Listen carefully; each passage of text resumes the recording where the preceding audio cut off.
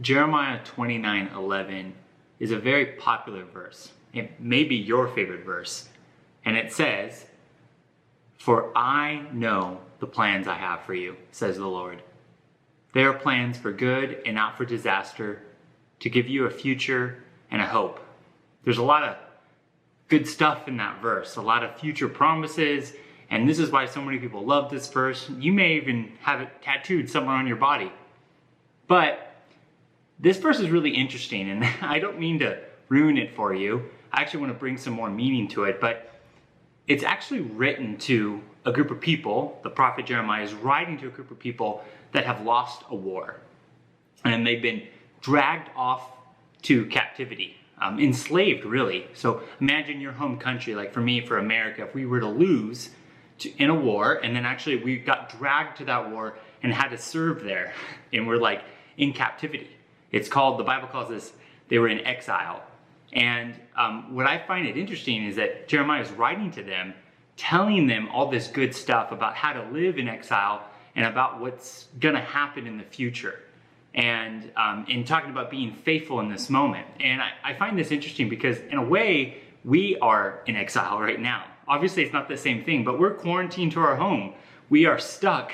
There's certain things we can't do. It's not as bad as it was for them in the book of Jeremiah, but it's still not great. And I think we can learn a lot from this verse and what Jeremiah says and what we learn about the Jewish people, what they were to do in exile. So there's a couple things that stand out. First, in exile, we are to keep good habits. We see this with Daniel. Daniel is dragged off into exile by the Babylonians, and he, in exile, he keeps with some good habits.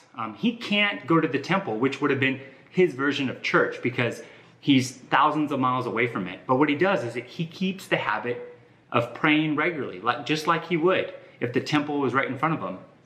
James Clear says in his very popular book, Atomic Habits, he says, start with an incredibly small habit, make it hard to say no. So something simple. So for you and I in this season of being quarantined, we need to keep the habit of going to church, just like Jeremiah did, just like Daniel did. So the best way to do this is set a time every week to watch the church service. And don't delay it and don't watch it whenever, because if you watch it whenever, you're never going to watch it.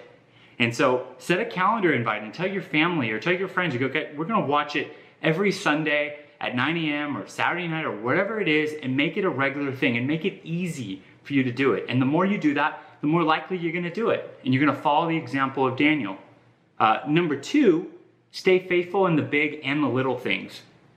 We see with Esther, the story of Esther, a woman who rises up to one of the most prominent positions within the empire that actually conquered her people. And what we see with her story is that she is faithful to God in the big and the little things. And what I even love about the story of Esther, it even shows when she's not faithful. She actually makes some mistakes. But with her, it was about stepping up when God called on her. And so for you and I, that means choosing to invest our time wisely. What does it look like right now when you're stuck at home, or when your kids don't have somewhere else to go and you're just there? How are you using your time? And we might not all have the same amount. I know with 3 kids under the age of 10, we don't necessarily have a ton of extra time. But what does it look like to actually invest in your relationship with God so that you're faithful in the big and the little things? Our time is a big deal to God, and it's a big deal to us. And I'm not saying you got to cancel your Netflix subscription or stop watching that show on HBO Max, but what I'm saying is when you have time set aside, are you spending time with God? One of the things I love to do is just have a daily time with God. A little hack is, maybe for you it's hard to kind of get into that rhythm. I would encourage you to, on your phone, whatever is your most used app, it might be Mail, it might be your Instagram app, replace the Bible app, the YouVersion Bible app, replace it wherever that is. So for me, it's my Mail app. So I've done this a couple times where my Mail app, I open it every day. Sometimes it's the first thing I do, and I've replaced my Bible app there. And what it does is that every day I automatically just do it by default, and then I just spend some time with God. So be faithful to God in the big and the little things. And then lastly, be open to God when He talks to you and He tells you to do something. this isn't a time just to think about yourself. I know you're at home and it's easy just to invest in yourself and do whatever you want, but also be thinking about, okay, God, what do you want me to do in this season? I think about the story of Nehemiah. He's in exile. He's serving a king who's not his king, and God tells him to go back to the land of his people and actually to build a wall. And ultimately, when that wall is built, the temple is going to be built after, and that's the restoration of Israel that's going to happen. But what's key is Nehemiah had to be listening to God, and he had to be ready to go. For you and I in this season, this might be serving from your home in some capacity with Saddleback. It might be loving on your neighbors in your community or helping your family in this season. Or if you're somebody who's in a category that's safe, where you can leave your home, it might be serving in the food bank. But be open to what God is calling you to do. So in this season, invest in your relationship with God.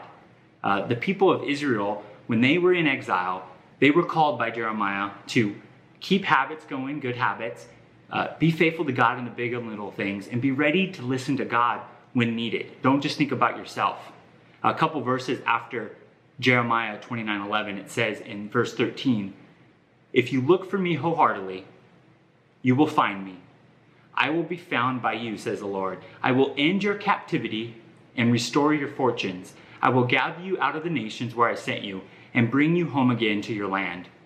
What's important there is that for God to bless you, you need to be active and use this season when you're quarantined, stuck at home, invest in your relationship with God, and God will do great things. He will do what Jeremiah 29:11 says. So I'm praying for your new small habit you're forming this week.